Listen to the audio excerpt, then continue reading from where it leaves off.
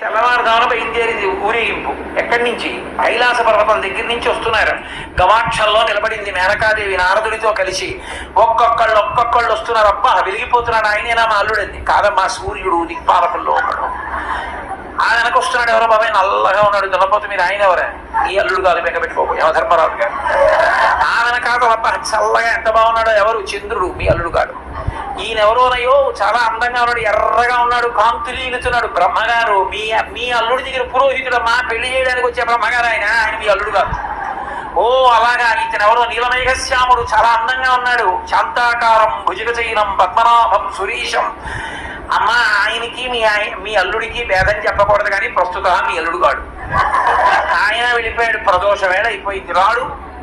వెడుతూనే ఉంది ఊరేగింపు. వస్తున్నారు మగపెళ్లి వారు. అలా ఆఖరికి ఒక ఆయన వచ్చాడు. చుట్టూ భూత ప్రేత పిశాచాలున్నాయి, ప్రబలగణాలున్నాయి. మధ్యలో దిగంబరంగా తాండవం చేస్తూ వస్తున్నాడు.